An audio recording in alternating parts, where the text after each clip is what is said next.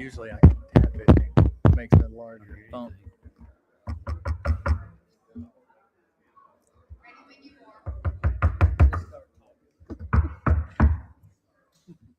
job.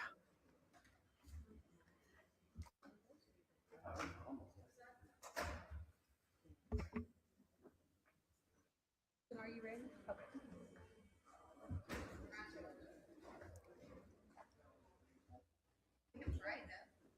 You can go ahead and pray and pledge. We're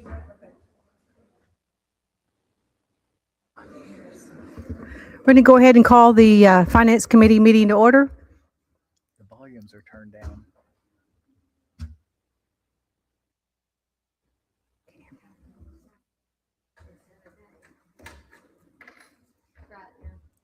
We're going to go ahead and call the Finance Committee meeting to order. Can y'all hear me out there? A little bit?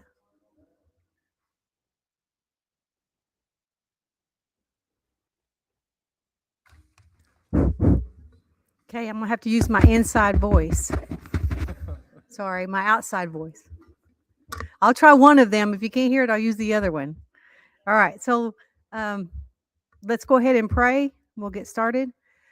Dear Lord, we just thank you for this opportunity, Father, to come together to be in this quorum court to represent our county, Father. I pray that you will be with us as we do our meeting. Help us to accomplish what we need to accomplish. And in all of that, it glorifies you. In Jesus' name I pray. Amen. Amen. Stand for the pledge. I pledge allegiance to the flag of the United States of America and to the republic for which it stands, one nation, under God, indivisible, with liberty and justice for all.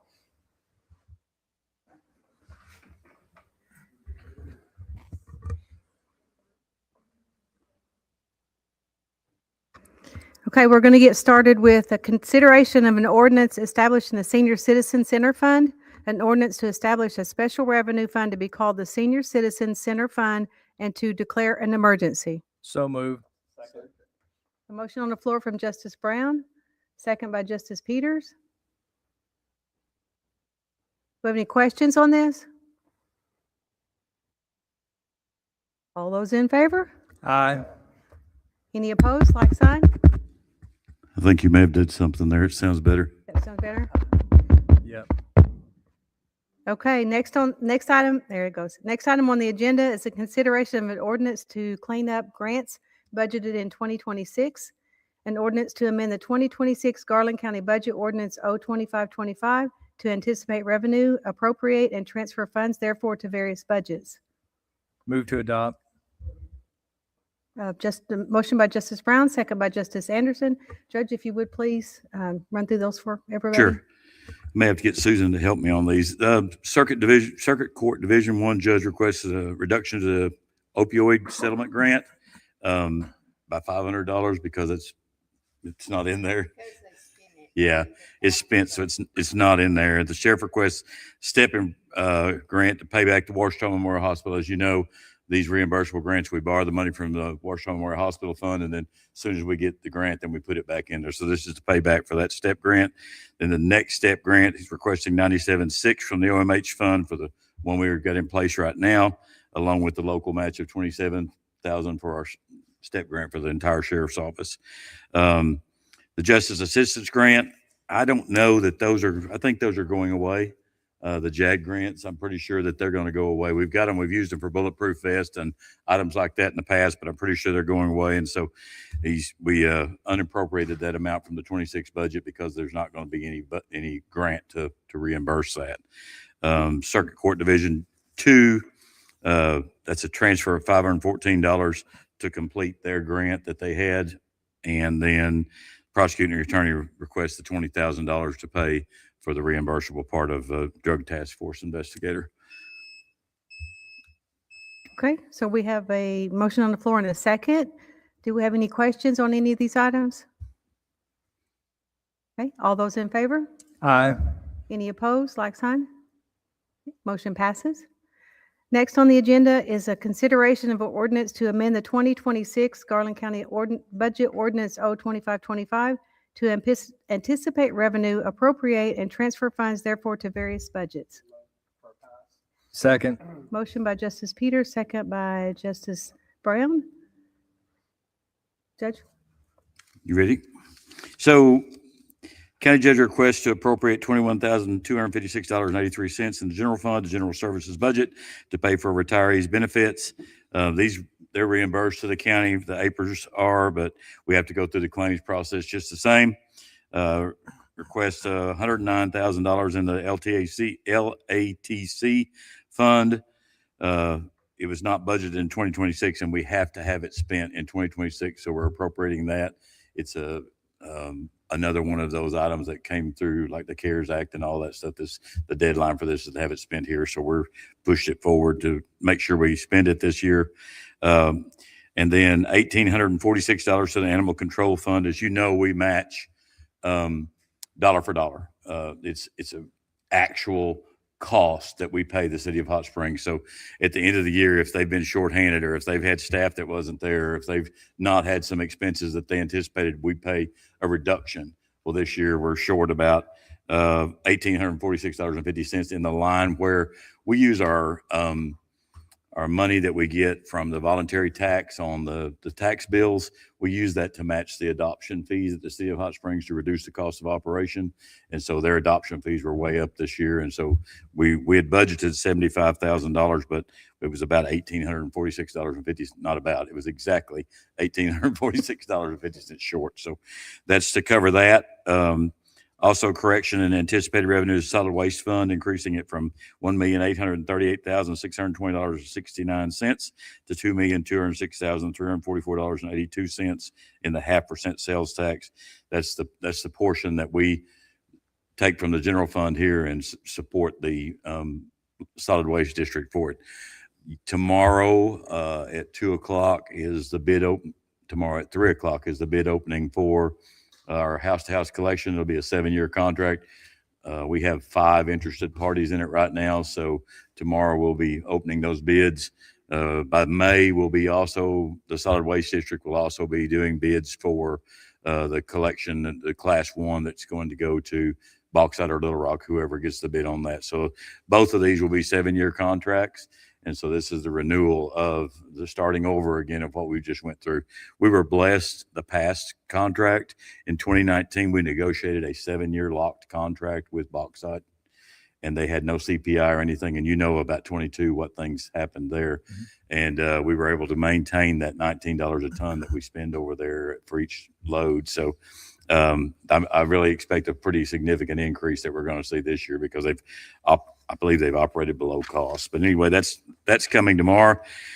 We received our $500,000 reimbursement from the Game and Fish. We partner with them. We've partnered with them on the road, the Rock Springs Road going into Lena's Landing on the north side of the lake. And we did 2 projects on Brady Mountain Road. First we went in and replaced all the low water crossings with culverts. And then we came back and we did an overlay on the whole road from where Brady Mountain Cutoff catches on all the way up to the federal property in the campground. So that's a reimbursement deal, and we agreed to pay anything over. They gave us $500,000 for the culverts. And they gave us $500,000 for the asphalt. So this is the asphalt reimbursement. So what we're doing, we're appropriating that money to use for the damage that was caused by the ice storm. We had to get a contractor to help us, and we reached out in an emergency situation to the 3 bidders that bid last year on hourly equipment for us and asked what it would cost. We got a very competitive bid back from one of those individuals. Actually, it's probably less per hour than we can work for. So they've been working on, they've completed Old Bear Road. We've been, of course, working on others, but they've completed the sections of Old Bear Road that had gone bad. And then they're moving as soon as we get good weather where they can get asphalt to fill the holes back in. They're going to Little Blakely Creek Road up on the north side. They're going in and digging out. Some places we went down 6 inches, some places just 3 or 4. And then they're putting the asphalt back in with just a mini excavator. As quick as they get out of the way, then we're having our paving contractor come in and put a shim over the top of that to smooth it out. I know some of you may get calls, said, "Oh God, this is so rough. It's terrible. You're not using your money right." It's because they're just trying to get an asphalt base back in there for us to pave over. So the areas on Old Bear Road, they've got most of those shimmed over already, and it's turning out really good. But if you just try to put asphalt over those soft spots, it'll just push back out. So we, that's what we're working on. That's what the 500,000 will go to. I think right now they're probably right at 100,000. They've been working since the week after the storm hit. And so they're probably right at 100,000, what we owe them now from their rates, but they've done an excellent job. And there's a lot on, for some reason, Old Bear Road just went to pieces when some of the side roads off of it didn't. So that's in good shape. And then the librarian, I'll let Mr. Adam Webb here tell you what he's got going on with the part-time line item and the money that I'll start by telling you that every part-time person was $11 an hour until this year's budget. And we finally got it to $15 an hour, which is, you still can't hardly hire anybody for 15 an hour, but you sure couldn't at 11. And so I think that's what caused the increase in their budget. Yeah, that's exactly it. We have to do our budget so far in advance of the rest of the county because of our board, that when I did the calculation, I did it at $11 an hour instead of 15. And so once we announced also that we were moving it up to $15 an hour, a lot of our part-timers who are only working 10 hours said, hey, can I work 20 hours a week? So it incentivized them to work a little more. The only other line item in there that you might have a question about is overtime. As of last year, we used to do comp time in lieu of overtime, but last year was the first year that we did overtime. And I build my budget usually off of the previous years, and the draft I had didn't include the overtime line. So whenever I submitted it to Susan, I just omitted overtime again. So I need to put that back in there and put a little bit in for, we don't use a lot throughout the year. I think we have the lowest overtime of just about any county department, but for things like summer programs that go into the evening or outreach programs, that sort of stuff, we do need a little bit of overtime budget. Okay. And that's it, Madam Chairman. Thank you, guys. Does anybody have any questions on any of these items? I think I only had one for you, Judge. On the 109,000, do you have anything earmarked in the building? I know it's going to building repairs. Try that again. On the 109,000 that we moved out of that LATC for building, we're going to do for building repairs. Do you have anything earmarked for that, or just whatever? So we're going to finish the government building. Okay. I don't know if you've seen what we've done to it. Yes. So the outside of very it, nice. the exterior looked like it was just cracking, and we assumed that was plaster. And when we got in there and started cutting it open, there was some damage to the lath behind the plaster. And so they've had to take several areas apart. There was some structural damage in there. We took that roof off over there that overhung where you go into the Department of Revenue over there, that you would get soaking wet every time you went under when it was raining, because Yeah. the water literally ran off between the building and it. We redid that, and we had to cantilever it back up into the building. Well, we didn't have any plans for that from when it was converted from a library to those offices. And so we had to make some changes. There were some change orders we did when we went in there to make sure that was stable. Had to move some ductwork in there for the Department of Revenue's office. And so we got all of that taken care of. We've also addressed some issues with the brickwork. There was some structural damage on this side where basically the mortar, we thought it was just going to be tuck pointing, but basically when they started grinding it out to do the tuck pointing, the mortar was actually gone. The bricks looked like dominoes. They stacked down like dominoes when they did that. So we did all that. The roof has been replaced. We've sealed all the windows. We've painted all the windows. We've painted every surface on there, the sign on the back, the sign on the front. And we're replacing the automatic doors around there, the two set of sliding doors around there on the other side. That's one of the biggest expenses of it. But, those are high use. And since I've been here, we've had to replace a couple of motors on them, a couple sensors. So I thought this company has agreed to do the replacement on the weekend so that we don't interfere with traffic in and out of there. So I thought this was a good opportunity for us to replace those and be proactive to where we're going to have a new set of doors there and hopefully last another 20 or 30 years. So that's what we're going to do. We put it in buildings to use for that. Something else I'll go ahead and share with you now. I got an engineer's report back from the Election Commission building, and they told us that the amount of deflection that we had there was completely normal. Just 4 inches on one end and about 3 inches on the other was completely normal. I got a thick engineer's report back from it, but the building was built in 1983, and I'm sure that the snow load in between now and then of 14 inches at one time, I know when I was a kid, my grandpa taught me to break baling wire by bending it back and forth, and then sooner or later it's going to break, and I don't want to take that risk down there. So we're going to go ahead and put a roof on it with new purlins, and actually we're going to stack the purlins in between the red iron. That building was built with 30-foot centers on the red iron. Today they're built with 25-foot centers, so it's a pretty good stretch across there. To keep from having to remove all the ductwork and all the electrical in there, they're going to stack the purlins, new purlins against the old. So basically it'll be double in there on the purlin part. And we're going to replace that roof and go ahead and put new purlins there. I don't feel comfortable putting the public back in there. And let's just say when they're in there, we have some type of a snow load or something. And, you know, I just believe that the best thing to do, if it's sooner or later, if you bend it back and forth long enough, the bolts are going to shear or something's going to happen. And they say that it's returned, the deflection has returned to normal, but I didn't take any measurements before, so I don't know what normal is, but I know that I don't believe Garland County as a unit wants to put the public in there at risk, knowing that it's been deflected down 4 inches. If it hadn't been for all the equipment in there, you know, and we hadn't caught it, it probably would have collapsed, because we went in there on the Friday after the storm and put that shoring under there, and they had to wedge the shoring under there. In one place we had to cut the carpet out to get it under there. And when the ice melted off of it, there was 3 inches under the ones on the west end of the building and 4 inches under the ones on the east end of the building. It had deflected so much that the door going into the this end where the melting pot or whatever the genealogical society is, you couldn't open the door.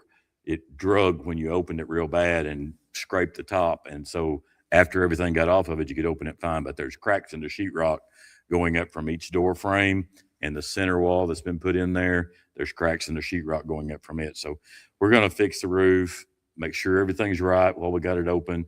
And they also told us, the contractor that came out and looked at it said that they could do it one bay at a time, which basically means whatever they open up that day, they're going to close back up. We're not going to leave it open overnight. We're not going to leave it open during weather. So whatever roof panels they pull off, and it's a standing seam roof, so it won't be that bad to do, and you don't have to worry about screw holes in it. So it's a standing seam roof. So once they peel a bay off and put the new insulation over it, then they'll come right back with that standing roof on top of there and tie it in till the next day. And hopefully they'll pick a week that's going to have good weather. And I think they said they could get it done in a couple of weeks. So that's what we're looking at on there. I just wanted to share that with you. So some of our building funds will be used for that as well. I think it's in the county's best interest to go ahead, and it's 43 years old now, and I think it's time to go ahead and put a roof on it, even if it wasn't that problem. And it's looked bad in there for a while. There's some stained ceiling tiles, and that's one of my pet peeves is stained ceiling tiles, because first of all, it indicates there was a problem there at some time, and you don't know if it was ever fixed. And the second thing is, I just don't think it looks professional to try to have a facility that has stain, because they're super cheap to replace. So we're going to get those fixed and replace those, put the grid back up where it goes, and tie it in. So that's just wanted to share that with you too. Okay, thank you. All right, so we have a motion and a second. Are all those in favor? Aye. Any opposed, like sign? Motion passes. Under other business, we have position and salary adjustments.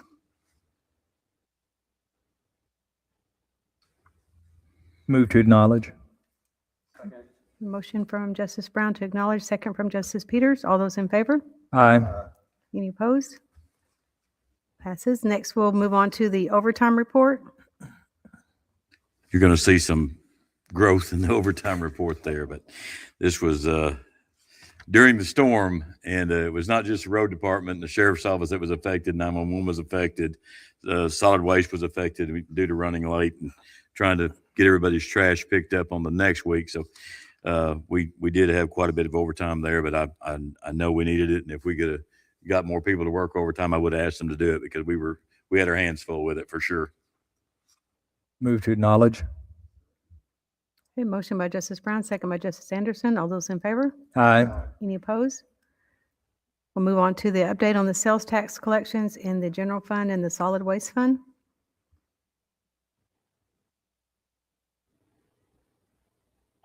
Move to acknowledge. Justice Brown, second by Justice Hunter. All those in favor? Aye. Any opposed, like sign? Okay, We're going to move on to the Oaklawn Revenue Report. As you see that both of those are up a bit from previous, and that is with the city of Diamond Head getting their share of the sales tax. So that's something that's good to see. And you take a look at your rebates there. It looks like the rebates are down for this year as well, and that's something that affects the sales tax that people don't ever think about, because individuals have a year to ask for that rebate, and so your sales tax collections may be really good right now, and a year from now somebody asks for 75,000 of that back through the rebate program, then it doesn't reflect. So you don't know what you get until it's deposited into the treasurer's office. Move to acknowledge. Justice Brown, Justice Peters, all those in favor? Aye. Any opposed, like sign? Okay, we'll move on to the 2025 Annual Financial Statement.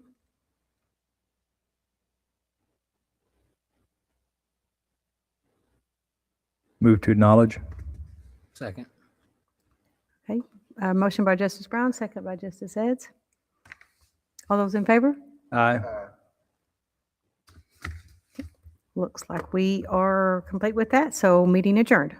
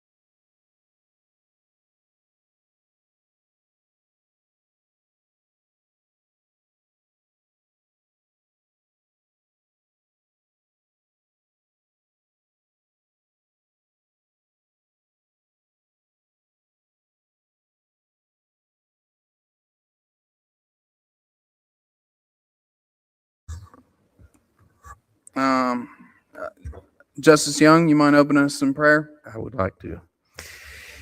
Heavenly Father, we thank you for the opportunity to look over the needs and the issues of Garland County. Just pray you speak to hearts and minds and make clear to us, Father, what we should and shouldn't do, and lead us to do that. In Jesus' name, amen. Let's stand for the pledge. To the flag of the United States of America and to the republic for which it stands, one nation, under God, indivisible, with liberty and justice for all.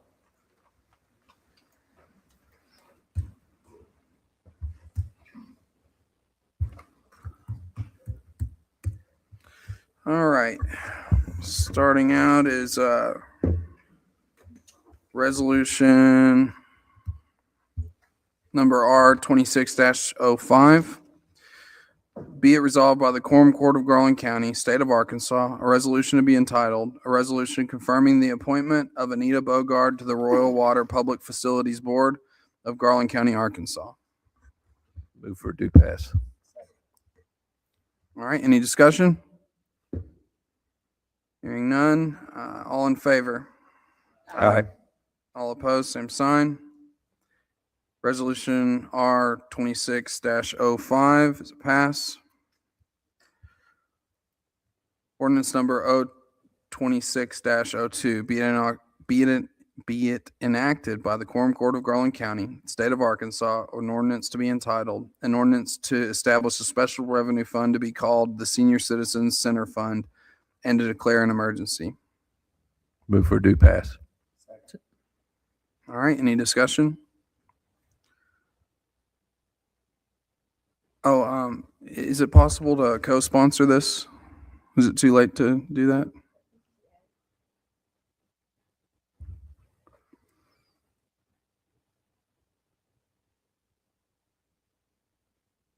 Can I? Yeah, all right. Yeah, I would like to as well. All right. All right, all in favor? Aye. All opposed, same sign. Ordinance number 026-02 is a pass. Appropriation ordinance number 026-03 be enacted by the Quorum Court of Garland County, State of Arkansas, an ordinance to be entitled, an ordinance to amend the 2026 Garland County budget ordinance 025-25 to anticipate revenues, appropriate and transfer funds in various grant budgets and for other purposes. Move for due pass. Any discussion? All right, all in favor? Aye. All opposed, same sign. Appropriation ordinance number 026-03 passes.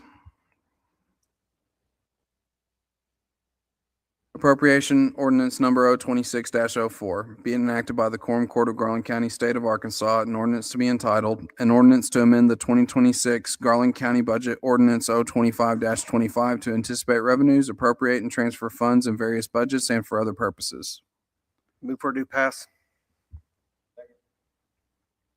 All right, any discussion? All in favor? Aye. All opposed, same sign. Appropriation ordinance number 026-04 passes. And I believe we are adjourned.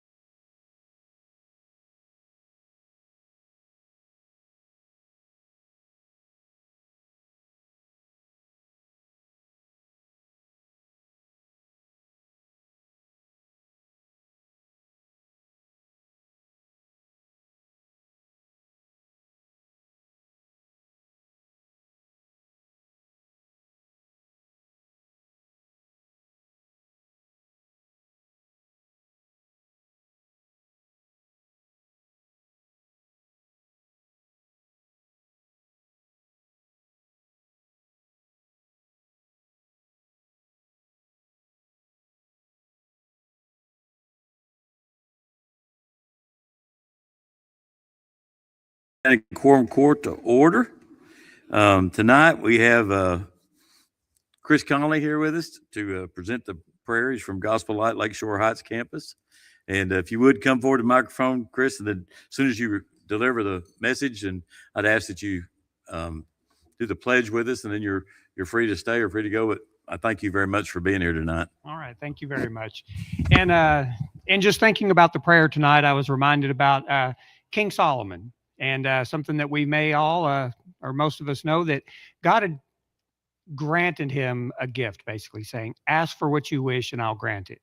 And we know that King Solomon asked for wisdom, wisest king ever.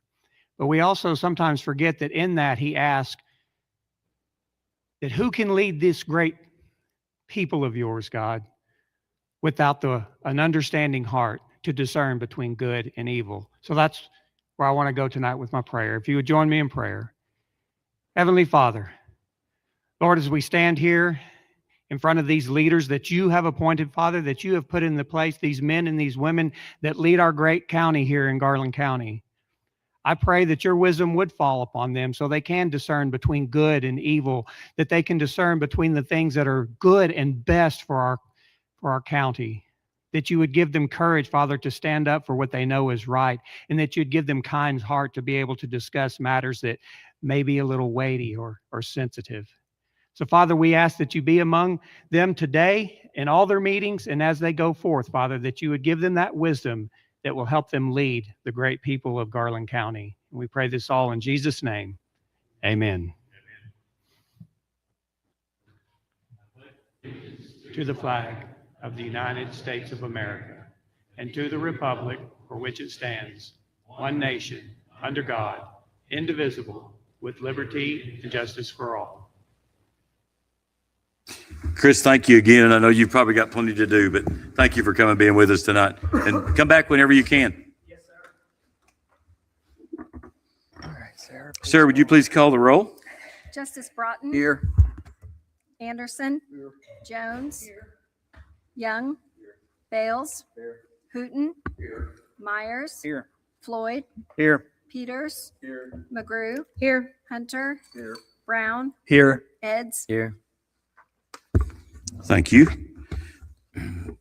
Chair will entertain a motion to approve tonight's agenda. So moved. Second. Motion made by Justice Broughton, second by Justice Hunter, Justice McGrew, Peters. Justice Peters. You get close. All right. All in favor, say aye. Aye. All opposed, same sign. Approval of the minutes from the February 9th, 2026 Quorum Court meeting. So moved. Second. Motion made by Justice Peters, second by Justice Hunter. All in favor, say aye. Aye. All opposed, same sign. Exhibits A through G. Chair will entertain a motion to approve those exhibits. So moved. Second. Motion made by Justice Anderson, second by Justice McGrew. You were loud that time. Heard you. All in favor, say aye. Aye. All opposed, same sign. Committee reports. Ordinance Committee, Justice Broughton. Yes, Judge, we met prior to this meeting and everything received a pass. Thank you. Environmental Services Committee, Public Works and Buildings, Justice Young. Met on February 23rd as reflected in the minutes in Exhibit G. Thank you. Finance Committee, Justice McGrew. Judge, the Finance Committee met prior to this Quorum Court, and all items received a due pass. Thank you. Human Resources Committee, Justice Anderson. Judge, we did not meet. Thank you. Public Health, Welfare and Safety Committee, Justice Myers. Judge, we did not meet. Thank you. Information Technology Committee, Justice Jones. Judge, we did not meet. That rolls out so easy, Justice Jones. Thank you so much. Chair will entertain a motion to approve the committee reports. So moved. Motion made by Justice Anderson, second by Justice Peters. All in favor, say aye. Aye. All opposed, same sign. Moving into the resolution, Sarah, if you would, please read Resolution R2605 by title only. Be it resolved by the Quorum Court of Garland County, State of Arkansas, a resolution to be entitled, a resolution confirming the appointment of Anita Bogard to the Royal Water Public Facilities Board of Garland County, Arkansas. Move to adopt. Second. Motion made by Justice Brown, second by Justice Broughton. Ms. Bogart couldn't be here tonight, but Jonathan, you are here.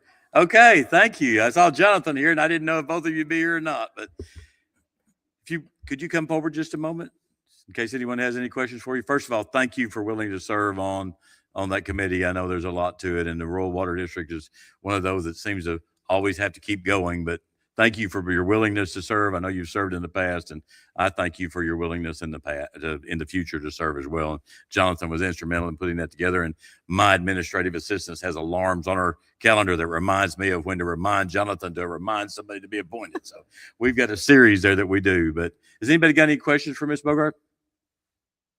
If not, thank you so much. All in favor, say aye. Aye. All opposed, same sign. Sarah, O2602, please. Be it enacted by the Quorum Court of Garland County, State of Arkansas, an ordinance to be entitled, an ordinance to establish a special revenue fund to be called the Senior Citizens Center Fund and to declare an emergency. Whereas the county judge requests to establish a fund to receive donations for the construction and operations of the Garland County Senior Citizens Center. And whereas the Finance Committee has previously met and approved this request, now therefore be enacted by the Quorum Court of Garland County, Arkansas, Section 1, affirmation. It comes before this court that there is a need to establish a Senior Citizens Center Fund on the books of the county to track donated revenues made available for the Senior Citizens Center. This court recognizes and affirms the need for such a fund to properly account for and control all such revenues allowed and expenditures made. Section 2, establishment of fund. There is hereby created on the books of the Garland County Treasurer and the books of the Garland County Clerk or Comptroller a special revenue fund to be known as the Senior Citizens Center Fund. The County Treasurer has designated fund number 3423 for this fund.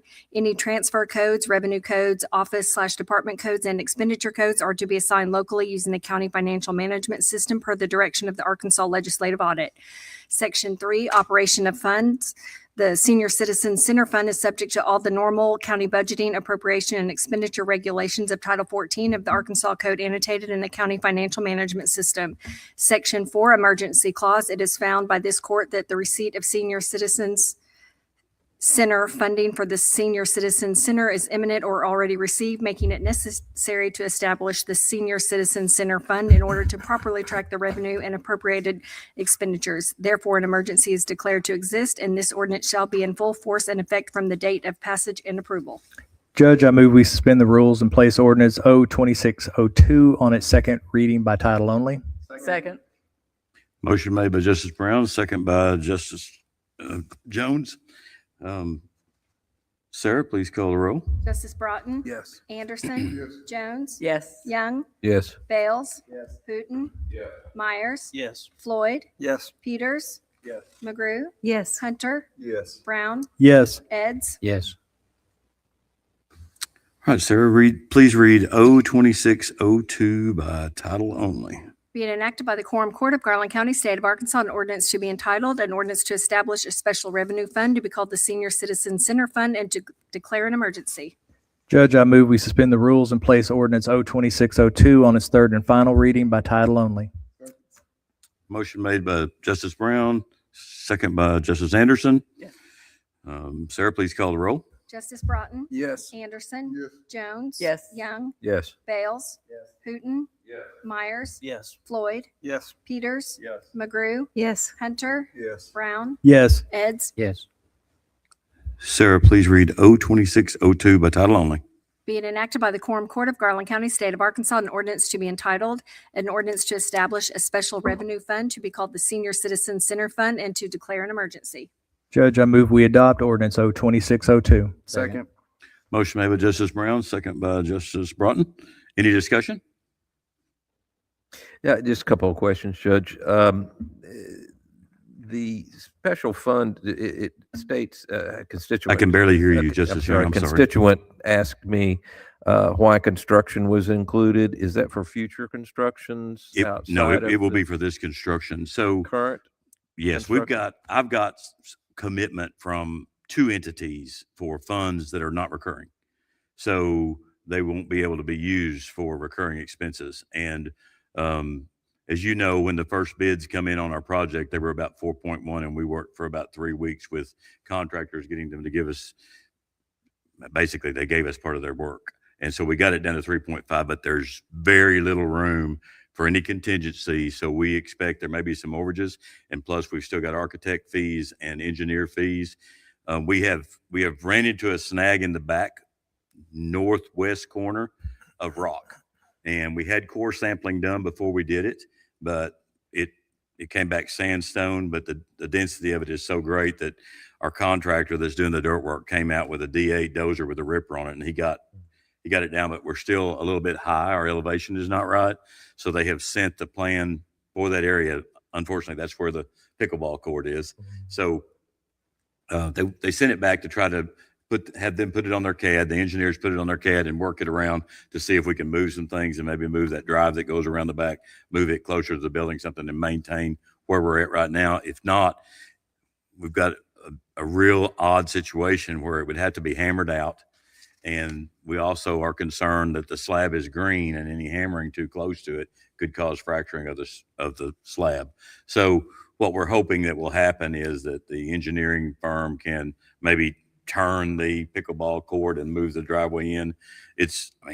For all intents and purposes, it's going to be beautiful when that rock wall is done back there. When we get done, it's going to be exposed. And I told them, I said, man, we'll want to clean that up real good, and it'll be beautiful because it is sandstone. But right now it's causing us a pretty big problem. And I expect as we go on and get deeper into it, one of the things that we did when we were reducing the prices was change the brands on the products. And with the way fuel is increasing, I fully expect we're going to see some freight charge upgrades. So the money that we anticipate receiving, which is one-time money, it will be used towards the construction. I think that afterwards we might want to make a fund, and Jimmy, you and I have had this conversation for future construction, like a hiking trail around there to go up on Section Line Way, things like that. So we didn't have to, we could take it from that money that's donated to try to do that. Well, if it states for construction in this originally, something, it couldn't be down the road 5 years from now to do a trail. What's written in this ordinance, wouldn't that lend towards construction or operations? We could cut the construction off when we got it completely up and running if you wanted to, but I'm just thinking that if the funds are, keep it going forward. Yeah. My question that a constituent asked me is this going to the current funding? If it were money to come in, is this for current funding or future construction? It's current. It's current and future. And future, depending on what we use, the wording remains just what it says right now. We have set aside $3.5 million from the OMH fund, and we're hoping to get enough that we don't have to appropriate anything else from the OMH fund. So I think that the commitments that I have will be a significant part of that. But once we get it up and operational, I would like to keep some funding in there. It's very difficult when you're dealing with donations to budget for that because you can't anticipate what you're going to get. The only way you could budget for it is to budget off the previous year's donations. Like if you had $50,000 in there, then you could budget $50,000 towards that operation. But you don't know the following year that, as you know, and everybody on this court knows, you cannot budget a recurring expense from non-recurring revenue. And I know that the people that I've talked to, it's one-time money. It'll be a grant and they'll give it to us, and then we'll use it to either reduce the amount that we pull out of the OMH fund or the overage that we might get. Or pay back. We're doing construction. Yeah, or we're doing construction management. So the chances of us having an overrun are much less than they were before. The average nationwide is somewhere between 15 and 20% overruns on a project this size. We won't have that. And so far, the big projects that we've done, I think that the only place that we had any overrun was at the landfill and at the 70 West Transfer Station. But that's because we made changes. We did change orders when we saw something that we didn't like in the construction. We did some change orders during that, but it was minimal. On a $2 million job, I think it was about $30,000 is all it was. So this is basically to accept. You and I have discussed this before, and we both talked to the same people. But going forward from here, once we get the construction done, I would love to have a fund there that we could do a walking trail, or if there's something else that the seniors, something that they want to do that we don't have, be able to provide funding for that, because I want this to be a growing part of our community and not just, here's what you got to do. If you don't like to do this, then we don't have anything for you. I've got another question, but on that question, one of the projects down the road I think about every time I look at the layout is the outdoor addition to the cafeteria. If there were needed to be more spaces, that would be easy to build in. An outdoor eating area.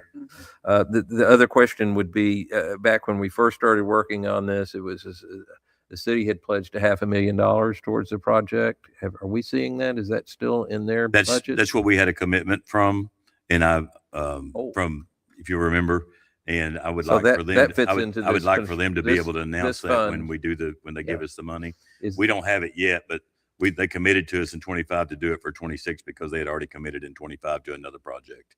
Okay, so we believe that will come along in 26, yes. Which could. And I've got another. They haven't mentioned any numbers yet, but I got another that has shown interest and said that they would help us. I don't know at what level. And then I have a third that has helped us out with things. They actually donated some money to help us with the acoustics in here. So I think that they'll also participate in it. I'm making a list right now of people I'm going to go have lunch with. I'm probably going to get tired of buying people lunch, but we're going to try to touch all of the community we can, with the people that have a part of the seniors in our community, which is absolutely everybody in Garland County. Either you have a friend or you have a relative or you have something that's a senior in Garland County. And so we're going to reach out to everybody and see if we can get some help from them during the construction phase, because as that money goes back into that OMH fund, it increases our anticipated revenue for our budget. As you know, we invest every dime we have right now. Our treasurer has been on top of this. And if we have $10 million budgeted for the operations of a department, and she can get a 6-month CD for half of that, she's going to get a 6-month CD for half of that. And we're going to invest it for 6 months, draw that 4.1%. I believe that the last number we got was 4.1%. She gets competitive bids each time one comes up, and we have something come up about once a month. And Vivian reaches out to all of the banks here, and we get the best competitive number that we can get from them. And so that goes a long ways towards our anticipated revenue in our budget. So the faster that money goes back in there, the better off the anticipated revenue will be. But we just know that in doing it in this manner, it is the least amount we can spend to have a product that we definitely need. Thank you, Judge. I did probably more of a comment than a question, but I know a lot of people have asked. Okay, this is not a requirement. It's not a tax. It is just for donations that are given to go towards the senior center. It's not something that will cost the taxpayers anything. No, this is something that what we're doing is we're making it transparent and accountable. Every dime that goes in there has to be used for the senior center only. It's not going to drift off into the general fund. It's not going to drift into the road department. It has to be used for that. Something else I thought about while we were talking here, Justice Young and I looked at the situation out there and felt like there may be traffic issues with them leaving. And he suggested a dedicated right turn lane on Section Line Way. Well, the city of Hot Springs has stepped up and asked RDOT for the maintenance on that road. And once they get the maintenance of that road, then they're going to look at putting a dedicated right turn lane in where it meets Higdon Road there, because it's difficult to turn left out of there. Mm-hmm. And so when they do that, I don't know what the construction is going to be involved, but we may have to do some in-kind to help them out, or may have to spend a little money with them. And so this could go to cover that as well, because it's part of the senior center. And they've been willing to step up. I mean, with the help of Director Webb and City Manager Burrow, they both indicated that they wanted to do all they could to help us with this. So that may be a part of the expense as well. But this is just basically for accountability and transparency. And nobody has to donate anything, give anything. Right. We're just trying to gather up what we can to support it. We want the best center possible, and we want it to continue growing. We don't want it to be a stale deal. And so I want to make sure that everybody realizes Garland County does not operate that senior center. Garland County has the building, and we provide it for the Area Agency on Aging or whoever their subcontractor may be. Union Missionary Baptist Church is their subcontractor at this time, and they're the ones that are operating the senior center out of there. And Jimmy's been over there. I've been over there. I don't know how many of you have been over there multiple times to visit it. And even though it's very small, they do a great job with it. They really do. And Brother Corey Scott is a godsend to us, because we didn't have anybody to take it, and they were willing to take it. And they may apply as a subcontractor to operate it once we get to the new center, which would be great. And that's something else I would love to ask the churches in our area to try to participate in that, not necessarily monetarily, but for some volunteers, because I think that they're going to need volunteers more than they need anything. Yes, sir. Thank you. Come forward, Mr. Fleming, and talk to the microphone there. I'm hard of hearing. I can't understand it. Thank you, Judge. I think that helps a lot because there was a lot of You bet. questions. Did we get any bids on the senior citizens Yes. center? Yes. All right. How We many hired bids? an architect and an engineer by RFQ. It's a professional service. So request for qualifications is the way we hired the architect and the engineer. And the bidding went out through for a construction management firm. And then the construction management firm bid the professional services like the electrical, the plumbing, the concrete, the framing, those things. They bid those out, and our bids came in about $4.1 million, and which is significantly higher than what we wanted to do or what we could do. And so between Mike Harrison, the construction management firm, myself, and a few others, we sat down with our contractors, and I know our dirt contractor basically cut about $200,000 off of his bid. Our concrete contractor gave us 20 yards of concrete. We made changes to the brand names of the appliances that were going in the kitchen. They had I'm just going to use around number 15 TVs in there scattered throughout. And we dropped that to like 6. We made changes without changing the structure itself or the square footage. We made changes to things that were spec'd out. One of the biggest ones was the lighting. The architectural firm had spec'd out this lighting that kind of put us in a corner where there was only one supplier.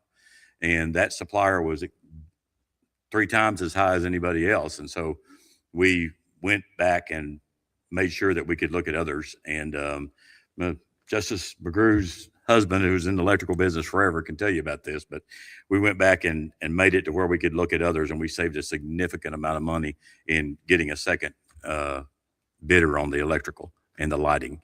The lighting was the biggest part of all of it, where the biggest savings was.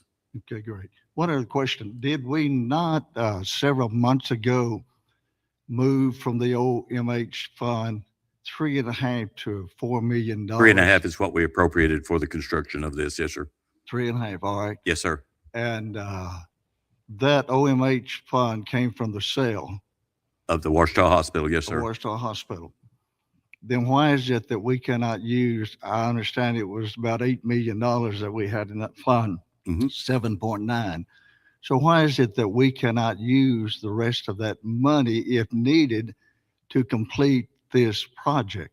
The Because money's been sitting there. it's invested, and the money from that goes towards our anticipated revenue each year for our budget. We invest every dollar we have, and that OMH fund provides some of the funding for the anticipated revenue for our budget. So we try to retain as much as we can. And we're not asking the public for anything else to fund it. These are donations. If someone wants to donate it, they can. We could certainly go back and appropriate more out of there, but I don't think it's a good idea since it's providing funding for the budgets each year and has for since the 80s, I guess. Actually, it had more money in it before we took the 3.5 out than it had when we initially sold the OMH. So are we running short on the budget this year, or are we running over budget? We are perfect on budget. We're not out of line anywhere. I'm not sure of your question.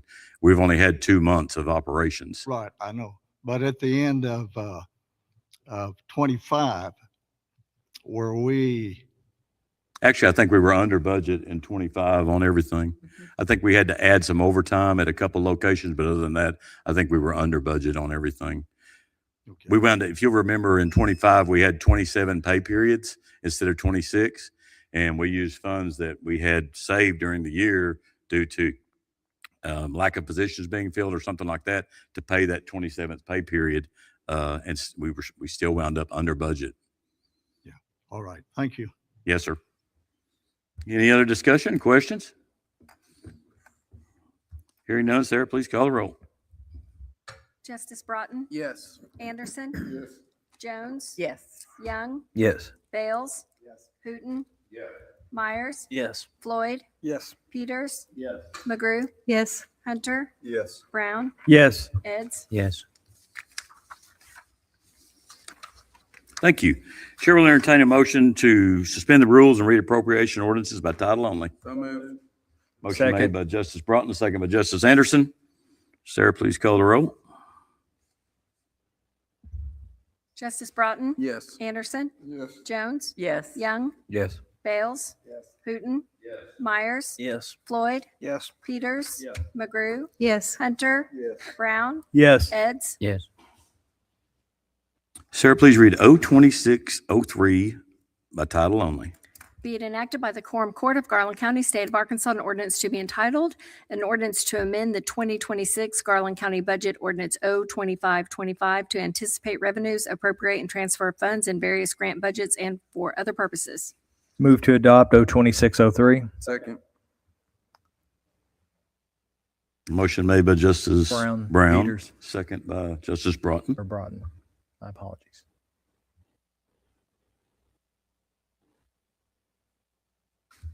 Sarah, any discussion? Hearing none, Sarah, please call the roll. Justice Broughton. Yes. Anderson. Yes. Jones. Yes. Young. Yes. Bales. Yes. Hooten. Yes. Myers. Yes. Floyd. Yes. Peters. Yes. McGrew. Yes. Hunter. Yes. Brown. Yes. Eds. Yes. All right, Sarah, 02604 by title only, please. Be it enacted by the Quorum Court of Garland County, State of Arkansas, an ordinance to be entitled, an ordinance to amend the 2026 Garland County Budget Ordinance 02525 to anticipate revenues, appropriate and transfer funds in various budgets and for other purposes. Move to adopt 02604. Second. Motion made by Justice Brown, second by Justice Anderson. Any discussion? The same ordinance reading, why is it two times? Come on up, Mr. Fleming. So why is the ordinance, two of them, same reading, to change the budget? This is And two I- separate budgets. I mean, two separate ordinances. Yes, 23 and 24 are two separate ordinances. but is it involving the same money? No. Okay, thank you. Do you have your copy there, Mr. Fleming? Mr. Fleming, do you have your copy where you can follow us on it? Yes. Okay. Did we have a motion and a second on this? Sarah, please call the roll. Justice Broughton. Yes. Anderson. Yes. Jones. Yes. Young. Yes. Bales. Yes. Hooten. Yes. Myers. Yes. Floyd. Yes. Peters. Yes. McGrew. Yes. Hunter. Yes. Brown. Yes. Eds. Yes.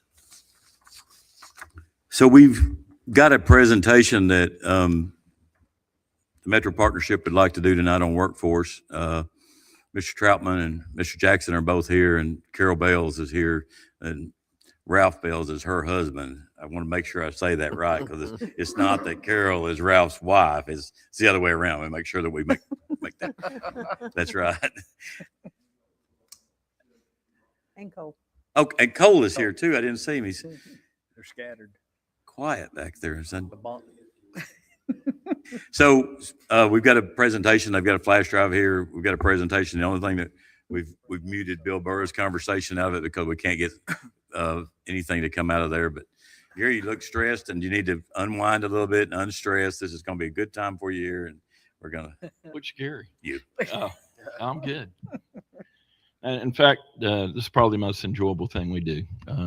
We love talking to our young folks. We love talking to faculties. I will give a 30-second report if I may, and then we'll dive right Absolutely. in. We want to hear it. What we're about to show you, and all kudos to Justice Floyd.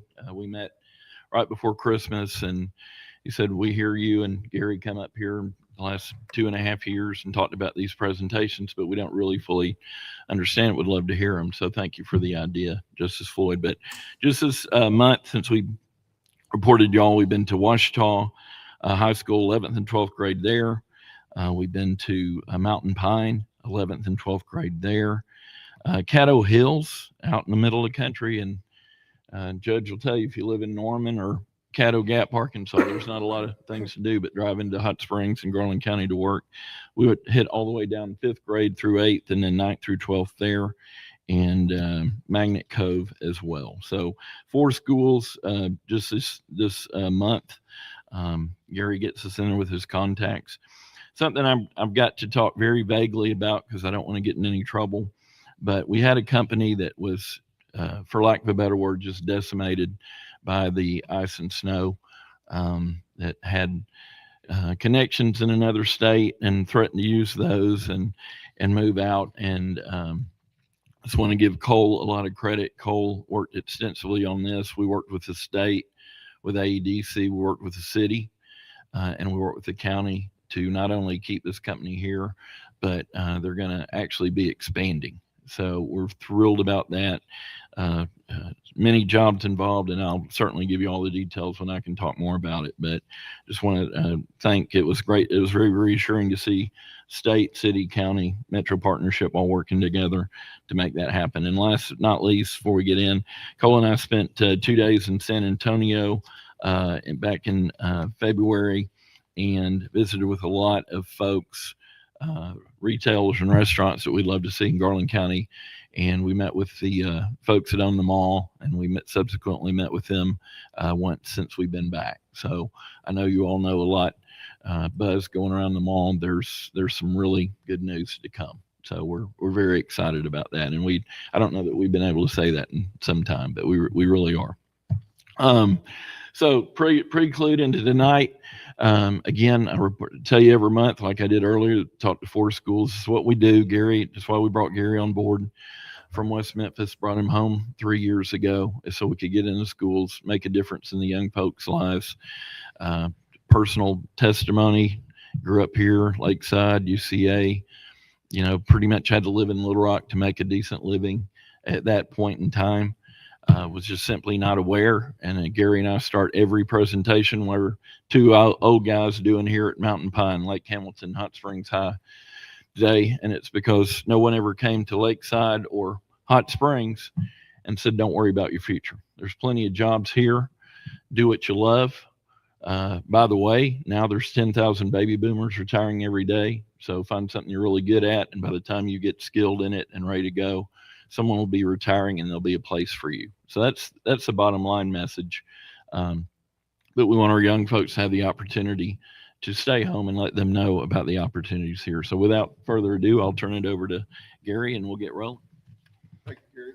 First thing I want to show you is when we look across here, we show this data. This is Hot Springs in Garland County. This is not across the state. And when we look across, it says 10% of college degree or higher, and you have 17% with a bachelor's degree. That's 27% of the people who live in our county that have a degree. An associate's, I look at it as a degree, but it's the first 2 years of school. So if it's in the career technical side of it, it does have some bite to it. But if it's in the academic side, they still have 2 more years to go. So my question as a high school principal is this: if we've got 27% of our kids going to college, what are we doing with the other 70+%? Every kid must have a Plan F diploma once they leave school. So much time, and we've had this conversation with our legislators, we spend 90% of our money on 30% of our kids. It doesn't make sense to me. Y'all do that here. So that question came about. So we looked at, we started projecting out till 2030. And if you look in here right now, and I look at the people sitting in this room all throughout this audience, most of you have one career that you've had for most of your life. That's not going to happen. That's not going to happen. 92 million jobs that we know of right today will be gone in 2030. That sounds kind of derogatory. 172 million jobs will be created. So when we talk to our kids, are you ready? How do you get ready? So we look over here, and your grandkids and kids that are in school right now, they're going to constantly have to reskill and upskill their skill set. Because our technology that we have in front of us right now is the worst we will ever have. It's not getting any worse. It's just going to get better. We've got AI, some of that sounds like calculus to you. Get ready, because generative AI is right on its heels. And when AI 1 and AI 2 start talking to one another, how do we keep ourselves relevant and not obsolete? This person didn't have to worry about that, but it's going to happen. All right? Top new jobs coming in: big data specialist, food tech engineer. You really thought about what's in your food? Oh, yeah. You get 30 minutes for lunch. I don't think about what's in it. I just think about demolishing it. All right? Food tech engineers, healthcare, robotics, environmental, data scientists, AI, machine learning, cybersecurity. We tell our kids all the time. There's 2 types of people in this room right here. Those that had your identity stolen and those that are going to have it stolen. It's going to happen. You're going to be compromised in some way. All right? Data warehouse specialists. Everybody's going to look at how can we be more efficient, just like you guys do here every month, and how can we be more safe in what we're doing. All right? Uh-oh. I'm going to go back to one. All right, Gary, go ahead.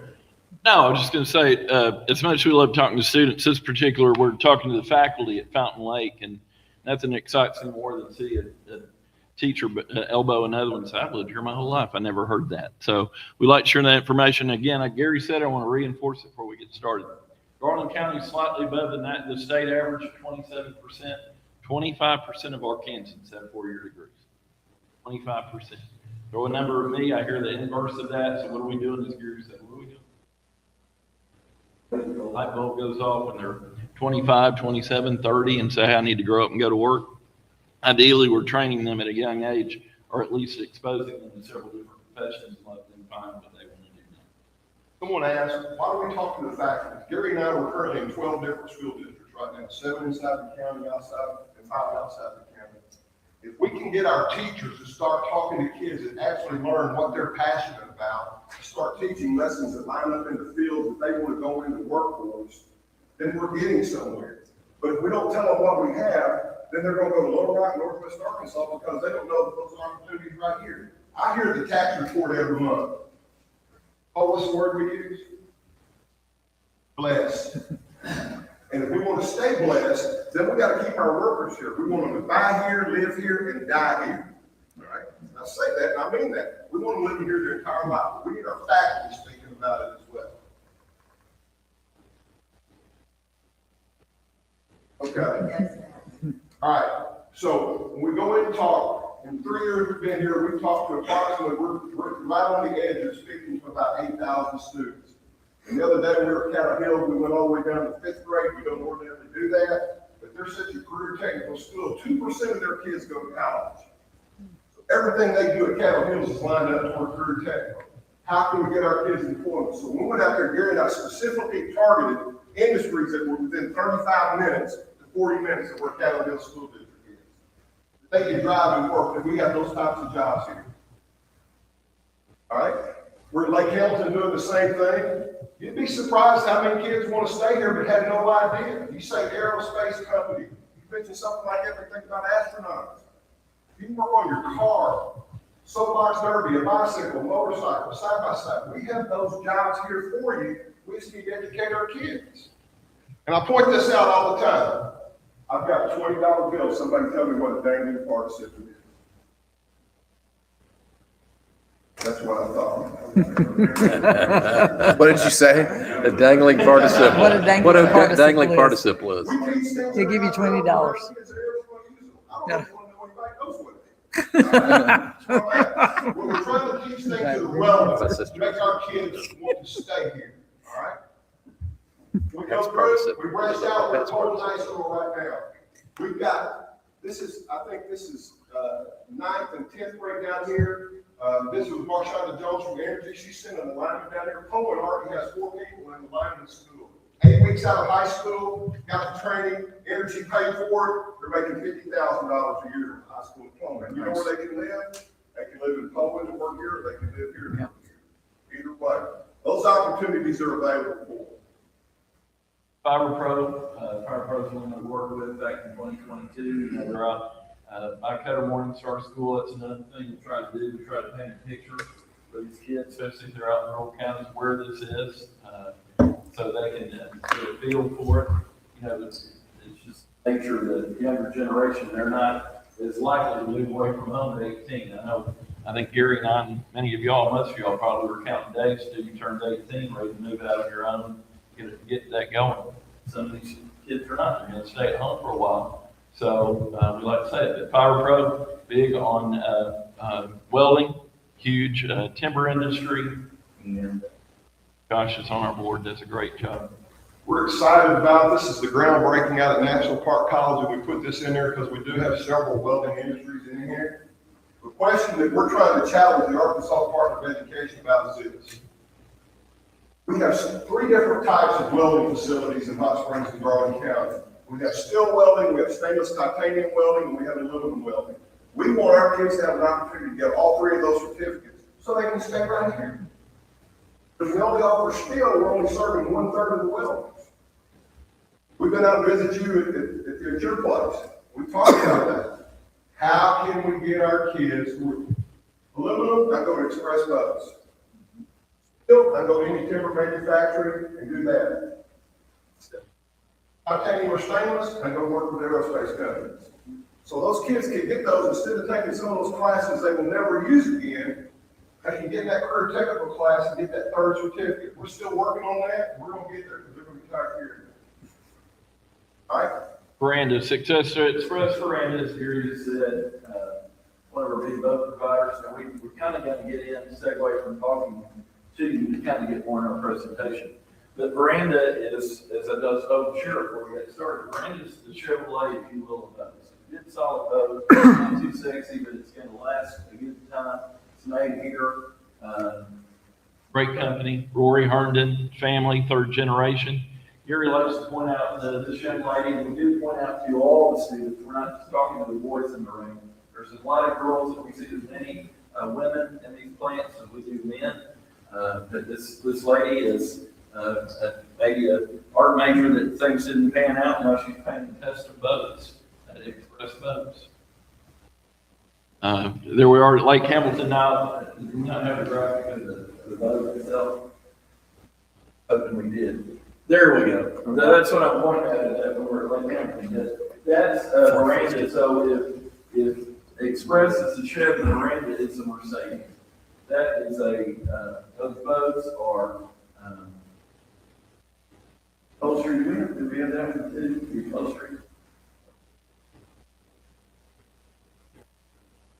Anyway, we got the upholstery on there. It's nice. I tell the kids, nicer than my couch at home. This gentleman, Brian Shankles, our contact at Express and Veranda. Tell the kids he is not 4 foot tall. That motor is just a 450 horse motor. They'll strap that onto the boat. The boat has lighted LED and heated and cooled LED and drink settings on all of that. It's amazing. Never afford this boat, but it's good. It goes all over the country. When we tour the facility, it's El Reynolds on General Cable at Jones Mill. It's like a Yamaha factory. There's just boxes and boxes of Yamaha motors that they put in product that they put on these and ship them out. Brian, I don't know, probably know Brian Shankle. Brian's one of our contacts, and we go in and talk to the seniors at the end of the year. We do the survey, ask the council to do a survey of the students to say, what are 3 to 5 different areas your students would be interested in? Brian's kind of a favorite when he goes. He talks about aluminum welding, but we don't offer aluminum welding here. Last week or a week and a half ago, Gary and I were in Hartsville. I walked by the trash can and somebody welded 2 aluminum cans together in a stock, picked it up. I said, who is this kid? He said, he picks up the cans and he's welding the aluminum together. I said, there's a place in Hot Springs that'll hire him right there. No places that are welding aluminum where he's at. So when we go out and talk, we're talking about all those different opportunities here in Hot Springs and Garland County. Very global, someone that we wanted a relationship. Barry's got some really neat stories to tell, and one of them is at any given time you're within 20 feet. At any time you're within 20 feet of a Barry product, screw top on his water bottle. On any given day, you touch the product 6 different times. Today, Barry and I, he's got that light on a picture of us with our bonnets on. But anyway, we toured the plant, and that day they were making the screw tops for Jif peanut butter. I believe Chunky is blue and Creamy is yellow, is red, but they were making the screw tops and the Jif logo on there. They showed us a video, and you just walk through Kroger, Walmart, Parks, wherever, just stepping down the product line, and anything that's got a screw top, from toothpaste to that water bottle to makeup, that comes from a Berry company. And they were just acquired last year. You like to tell that it's now a $13 billion company right here in our industrial park. Absolutely. The beauty of this is it's not the cap. Anybody can make it. It's the rigid cap. And when you look on there with that rigid cap and you start thinking about not only the drink, but the pharmaceutical industry, everything you have with that cap, and that's filled out by thousands. very, very nice environment. We're also looking for machine technicians and mechanics to work at very open as well as we go through. Some people have that passion that they'd like to dive into. We often talk to our people on the floor. It is diverse. There are a lot of women on there, and I don't tell people all the time when I talk to the kids, our industry loves to hire women. Anybody tell me why? Multitasking. I'm sorry? Multitasking. They can multitask, they stay on task, they're not cool at 18, they're trying to work. So they are dominating our workforce. We do And that's not a problem. When you talk to the boys, though, Barry has a special little treat that the others don't. They have, if you've been to state fair football games, they got the hot dog rollers in their break room. They got those all day long. 10 o'clock, you decide, I just can't make it till the end of the day. I gotta have something to eat. You run, grab 2 hot dogs and go back to work. Or grab 2 on the way home for dinner. That's All right. Okay, as we go through, again, you can see just different parts in there. Diversity. Very friendly when you go through, they'll explain to you what they're doing. And, you know, when we share this with our kids, they have no idea. Everybody goes, we want to take a field trip to go there. It is totally impossible and liability-wise, not even plausible to do, to take 1,000 kids to an industry. So we went and started shooting the videos and bringing the industry to the kids and then ask them what they like. And then we bring those leaders in to talk to the kids. And when they come in and they're a senior, because it's almost diploma time. Diploma means departure. And what's my plan now? What am I going to do now? So it gets real, really quick. Football. Talked about the 5 aerospace companies. I mean, just people cannot believe we've got 5 aerospace companies. And they have, you know, we talk Cobalt, so behind Lakeside, ARs at the industrial park. Airtech is over there towards Diamond Head. Radius is right there on the railroad tracks on Central Avenue. And see, but as we tell the young folks, they have direct contracts with United, Delta, American, Southwest, all the major airlines. We ask them to raise their hands on these flying. You'd be surprised, by the way, how many 8th, 10th, and 12th graders are flying around. That raise their hand and tell them. More than likely, a part or parts on that plane are made or repaired in Hot Springs. But as great a story that is, and it is, because aerospace is our largest export in the state of Arkansas. A lot of the kids will think rice or something and they can get close, but it's actually aerospace. In addition to all this commercial contracts, a contract with the government. Here, there's a park in AER, and on certain days in Cobalt, Gary and I aren't allowed in there because they're making tops. They have a contracts with the government making defense parks that we're not allowed to see. One of the things we look, some of you may know Michael Williams out at Cobalt, and they're a repair shop. We have 2 repair, 3 manufacturers. So when we say repair on airplane parts, we wanted to give the kids a bit of labor bit to learn. So when you go out, this piece comes in, Michael breaks it down, the video for that, we cut the sound out. This is what it's looking like before they break it down. They take it completely apart, repaint, rebend, re-rivet, do all of that, put it back together. If they bring this in, this is about $500,000 repair job versus buying a new unit that's about $5 million. So it's very advantageous for those industries to come in, and we're blessed to have one of these in Hot Springs. This is what it's looked like when it's finished. That's a $450,000 savings. All right, that's a skill set that people have. $4.5 million savings. I wasn't a mathematician. All right, AAR, one of my favorite pictures in the entire collection that we have. What do you notice about this photo? Come on now. What if you were 16 looking at that photo? All computerized. I'll say it. I don't mind throwing this stuff on the page. There are 2 old white guys right here. And what they're working with, they didn't have an opportunity to work with that in school. They had to reskill themselves to be able to go in and program this. Our problem is our workforce is starting to look a lot more like this. Who's going to replace them and how are we going to keep those industries here in Hot Springs and Garland County? So that CNC machine that they work right there, I believe that's at CMT. That's a skill set that's going on now with the water jet coming out. They're going to have to continually reskill and upskill. But this workforce right here is fixing to walk out on us. And if we're not careful and we're not producing a pipeline for our kids to work at these, those industries are going to walk out on us. So it's important. Pick the supply. Sigma Supply, you know the nature of our, this is a different one, so I apologize. We're showing you more overview than we normally go with the kids. But Sigma, the crux of our presentation is show opportunity. Okay, or you can stay here, have a great career. Sigma, Gary asked what they make. Trick question. They make absolutely nothing. I'm joking that they make that you can get a forklift, you can get shrink wrap, or you can get a forklift covered in shrink wrap from Sigma Supply. But one example that we do say, it's not just Sigma. It's 16 distribution points all over the United States, from Las Vegas to Charleston, South Carolina. Go in and do a good job, you let it be known, hey, I'd like to see the world, I'd like to travel, they'll take care of you at Sigma. Nashville and Charleston. They probably have more availability than any other local company. We talk about sales positions out here, and in every one of these companies, they all have accountants. Most of them probably have an attorney. HR people, all of these. So those types of jobs are available for you if that's something you like to do. Right, we've got City Hall. We don't have the video building come up with that. But Bill talks about his journey getting to where he came from to where he is right now. It's a 9-degree person at a hot springs. That opportunity is available. The problem is most kids want to start out where you're sitting or where he's sitting and don't climb that ladder going up. It doesn't work that way.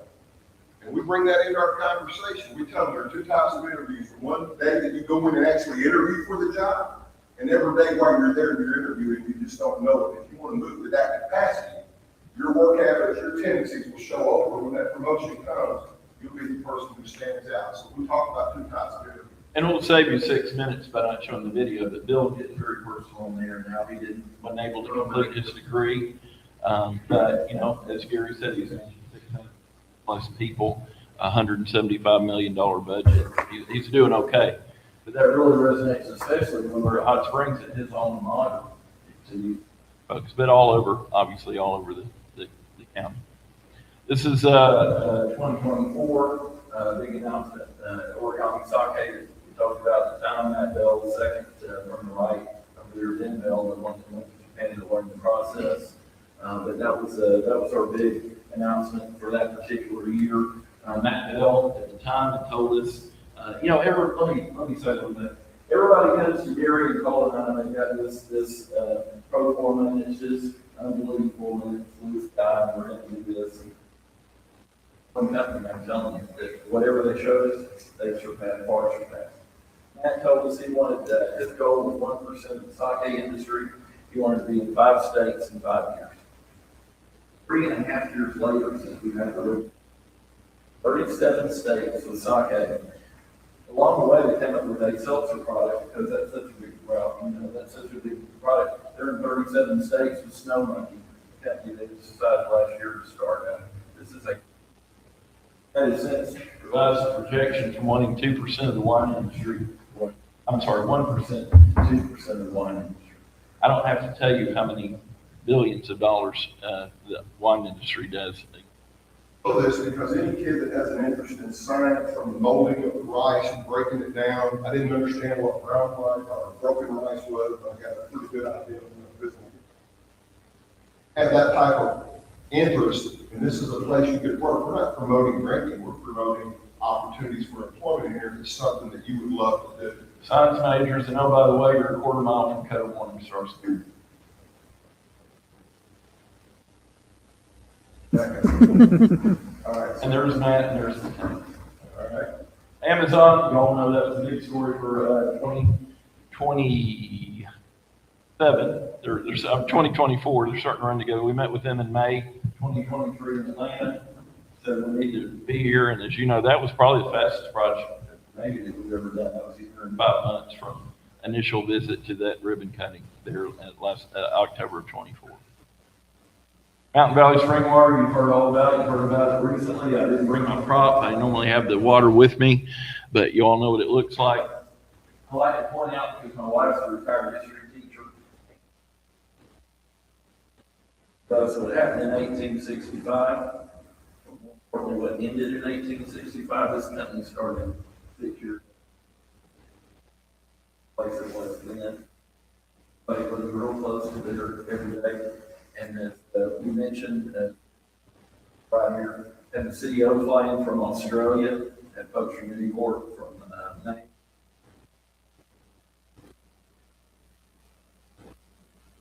Thousands were ready.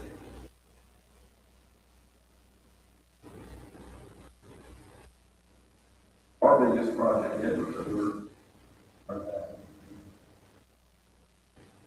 Brown, and I think they get mad at me every time we tell it, that we tell the kids because they get a kick out. Kardashian started drinking Mountain Valley water, they saw their show and other cells in Delta. And so. We always ask our kids, what's Mountain Valley water make? Water. They don't make water. No. God makes the water. Mountain Valley make bottles. They make bottles. They make a bunch of them. That kind of trips them up as well. I won't count that in the show. We'll talk off on that stuff. All right. Chick-fil-A, you know, we don't show the kids to get a job at Chick-fil-A. We're telling Keith Smith supplies a large percentage of all the Chick-fil-A sandwiches in this part of the country. by the way, right there in the industrial park. While Chick-fil-A was down, I don't know if you got the slide on that. While Chick-fil-A was down and they were rebuilding it, making it bigger, more efficient, we were Popeyes, right? And Popeyes, that chicken sandwich, when you got the batter, it's way better. So we walk into the big screen and we're in front of the kids, we point at that batter, and even though a good percentage of Keith Smith chickens turn into Chick-fil-A sandwiches, every piece of chicken, every sandwich that Popeye sells, that break that spice, that outer coating, made right on Mountain Road over there at Cary Foods, right before you get to the Garland County Fair. About a 60-ton a year mixture that they produce across the southeastern part of the United States. It's very preliminary in how it's done. It's a big deal. A lot of good paying jobs in there. At the end, we really don't talk about money until we get to the end, but we have an idea that we're talking anywhere from 17, maybe $50 an hour possible. And so if you don't have a plan, it's a pretty good plan to start out. Energy. As I said before, great partnership with Marshawn, which has been amazing. Energy, when we go into the schools at the end of the year to talk to the seniors, Marshawn or Antonio are going to come and they're going to talk about the opportunities there. I have no idea. The big thing now with our kids is the drones are really big. So instead of flying out somewhere in a remote area, now they're taking the drones up to cover the lines. A lot less danger for that. I can place a drone, but I can't get airplane than humans. So there's a lot of opportunity for that there. We talk about the Watergate, the waterway, and Washita, Hamilton, all the way down through Rimmel. Gary will share with them about that. And so we go across. We got two hospitals here in Hot Springs. And most of you probably know this, but we're servicing called Southwestern part of the state of Arkansas, rural hospital. The choppers are going 24/7 in that direction. We have a good relationship with Scott Bailey at National Park Medical Center. Been visiting with Crystal Bohannon today.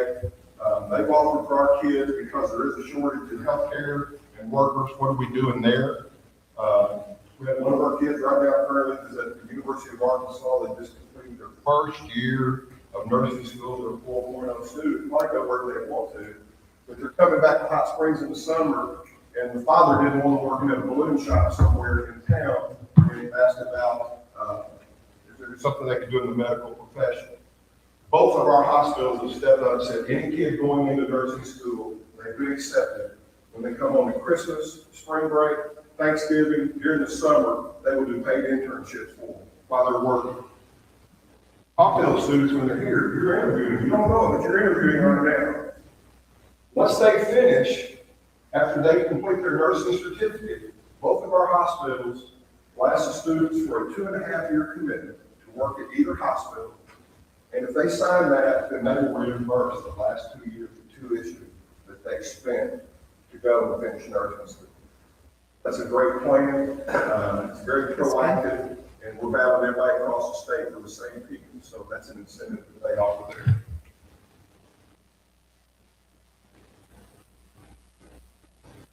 CHS, as you know, our largest employer, 1,800 employees. We challenge the kids to, when we're talking about the bypass or down an hour and pass National Park Medical Center, don't think doctor and nurse, you got phlebotomists, you got x-ray technicians.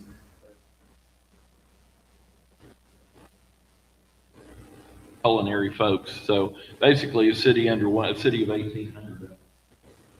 Oakland, similar 1,500, roughly 700. Park Medical Center. And we ask the kids who's interested in healthcare everywhere we go, and there's usually a pretty decent amount of hands that are raised.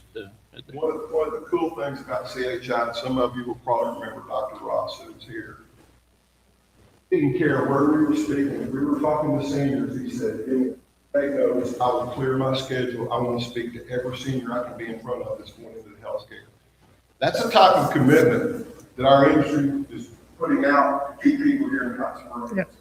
And so from our standpoint, we're thinking, if we expose them to everything we have, and they can't find something they're passionate about doing, then there's an opportunity to go to Northwest Arkansas, Little Rock, or Dallas. But we want our industries to have the first choice and our best kids before they get out here. If we don't educate them on what we have, shame on us.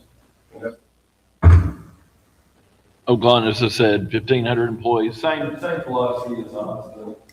It all gets done. One university in Blackjack, the hotel is the number one ranked hotel in the state. The spa is the number one ranked spa in the state. So there's a bunch of different professions there. The event center, we just talked the other night, we had 800 people at our banquet. You know, everybody associated with putting on something of that magnitude and walk into. And obviously, you know, the jobs that are in there. But again, the back office, all the business related jobs, management jobs, engineering jobs, IT jobs, just goes on. So as we're pedaling in here to the end, we have Alliance Rubber. Gary tells a story, he can tell it better than I can. Growing up there, Gary fired that. I grew up right off Niagara near Carpenter Dam. My dad had, Judge knows, my dad had mid-arc tire, independent tire before that. The Alliance Rubber, drive by, well, I know they don't make tires, but what do they make? You know, and we tell the kids if it had been Alliance Rubber bands, we all know exactly what they did. But no matter what school, the world's largest producer of rubber bands, wherever we are, we tell the kids, hey, they supply Walmart, Amazon, Office Depot, Staples, and Mountain Pine High School, Mountain Lake High School with rubber bands. When you go back to class, when we're done in the auditorium today, and you look on your teacher's desk, that rubber band was made across town on Carpenter Dam. Been here 102 years, moved here from Alliance, Ohio, in 92 years ago. I don't know if you're familiar with Bago and Preston. Bago, obviously, we have those. You've played that before. Kurt Conwell took us through. Pretty cool place. I'm kind of leaning more toward the Preston for the builders and construction people in town. If you knock a hole in your sheetrock, if you've got kids, that's what happened. They started put together that piece that can go over the sheetrock, patch it up. Looks like it is here all Home Depot and Lowe's across the country. The other thing is when you're building houses, I'm just looking around in this building here and how many corners there are here. They call it profit in the corner. So the clips that they made that attach that drywall into the corner eliminated one piece of lumber in every corner. You think about that in the building and the price of lumber right now, it's pretty good. So they call it profit in the corner.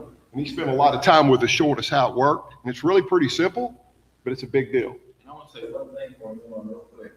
30-year marketing guy right here. I'm just blown away at Bago. You Google Bago, you're going to get Bago.com, and guess where that is? The industrial park. You live up north, you live out west, where they call it cornhole, store at Bago. You type in cornhole, you're going to get Bago.com. They can make you a custom Bago board. You send them the graphic, 48 hours later, that'll be on your front door. They actually do custom orders as quickly as they do Walmart and all the big orders. So as we look through, we have draft day. See some pictures from here we're coming across. I'll pay the light bill this month. All right. So different industry work, but before we get in there, I'll talk to you about draft day for a second. There's draft days all over the state of Arkansas. They have them everywhere. There's no for a little like Northwest Arkansas. They allow in each of these areas for industries from across the state to go into these different sectors and recruit the local kids. Now, I know that Gary's on the state chamber board, U.S. chamber board, world chamber board. We don't allow that to happen. And I know Mr. Zook has been down a couple times, they want to count our numbers. We feel like that we're obligated for our industries here in Hot Springs and Garland County to get the first opportunity, the best that we have to offer. There's nothing that tickles their fancy and they want to move somewhere else, we're good with that. But our industries here, that are on this board, plus more, we're going to get the first opportunity to speak to our kids. All we're looking for is a slight unfair advantage to keep our kids here at Hot Springs.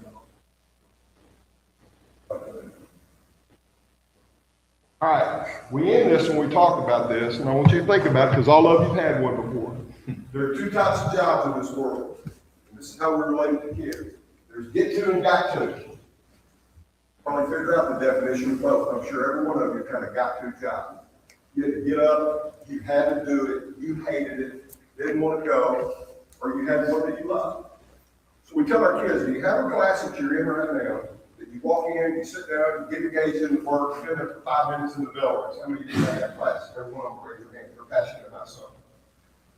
And we flip it. How many of you have been in a classroom, you sit down, it feels like you've been working in there for a full semester, and you look up 5 minutes and go by.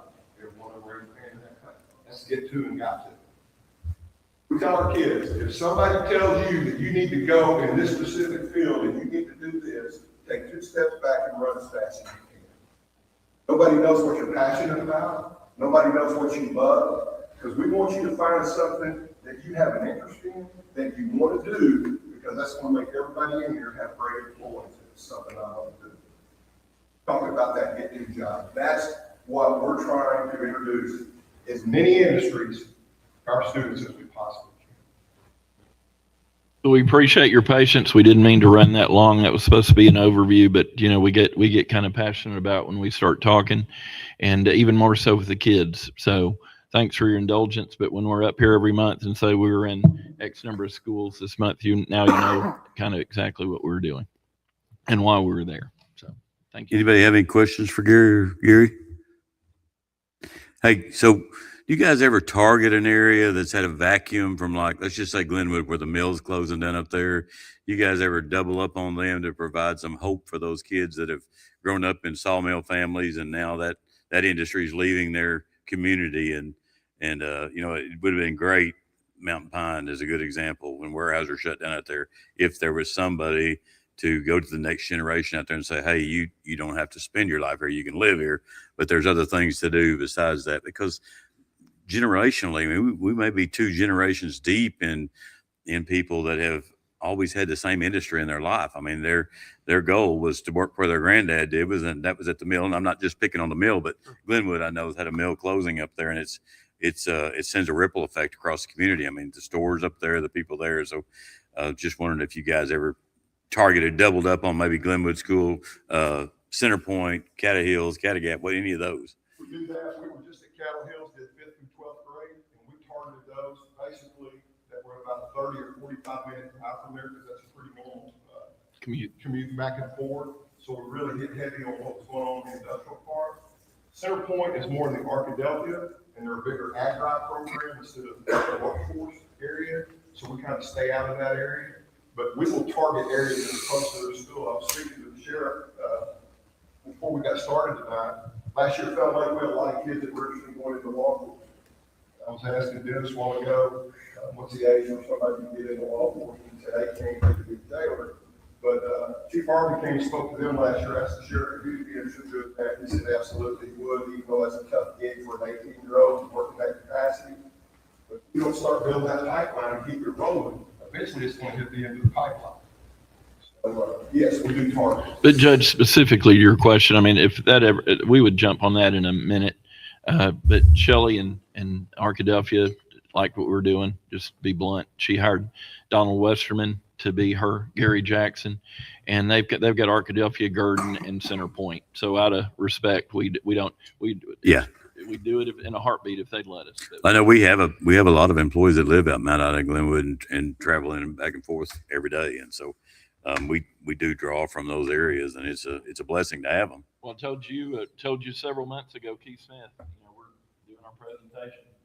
Keith Smith starts looking. I knew he was listening to me, so it took long. What's going on? He goes, well, I'm counting how many I've got in Hot Springs, counting how many I've got in Garland County. but the vast majority are coming from Mount Ida, Glenwood, they're coming out west. And that's when we started adding the five schools periphery to what we were doing with the 7 here in Garland. Well, thank you guys for doing this presentation. It enlightened us a lot, and I'm sure that the Quorum Court will share that as well. So I apologize for not having the availability of that on there. So We just appreciate the time. Thank you all. absolutely. It's excellent. Yeah, thank y'all. Hey, now, Gary, I move that we when is accept the, that, Report. you gotta do it in Yeah. April? Motion made by, Oh, sorry. Second. oh, go ahead. Yeah, I was asking when Rush Day is, or, Draft Day. April 9th and 10th at Lake Hamilton. All right. Again, I'm meeting with Amanda later this week, Porter, to nail down some more of the details. Last year, we had 18 schools, 1,200 students, and 61 companies. And that was the most, I think, any draft day in the state had was 61. So very excited about that. Okay, thank you. Thank you. When, Have a motion to accept the report. You made a motion to accept the report. Do I have a second? Second, Justice Jones. All in favor, say aye. Aye. All opposed, same sign. In your package, you have an overtime report there that, quite a bit of overtime on it from the storm and the fallout from that. Chair will entertain a motion to approve that. So moved. Motion made by Justice McGrew, second by Justice Peters. All in favor, say aye. Aye. All opposed, same sign. Disposal of county property. You can see it's some switches. It's a list of it here, pictures of it, those little stools there, some switches, and 1,000,001 books, I guess. I don't know how many books were involved in that. It's a pretty long list. It's an exhaustive list there of things that are being disposed of. I move that we acknowledge the disposal of county property report. Motion made by Justice Myers, Second. second by Justice Broughton. All in favor, say aye. Aye. All opposed, same sign.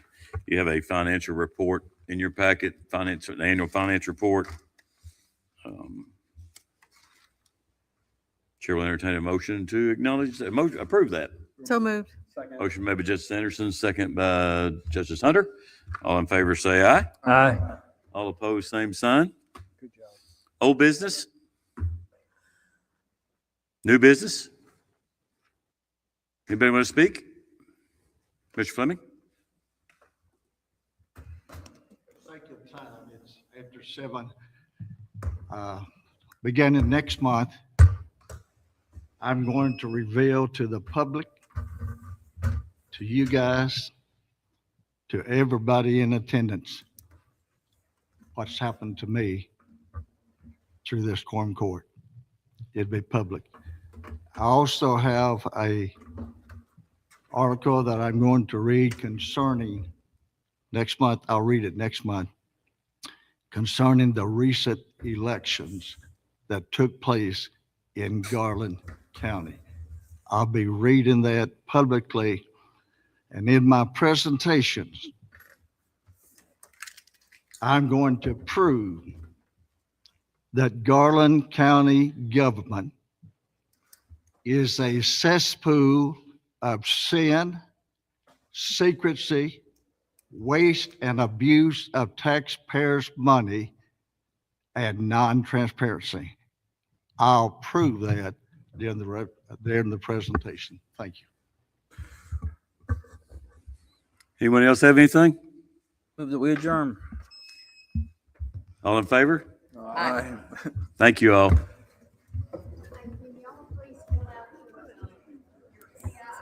I did. Did I do this wrong? I think all they need is the signature and the date. Yeah, that was good. You can put in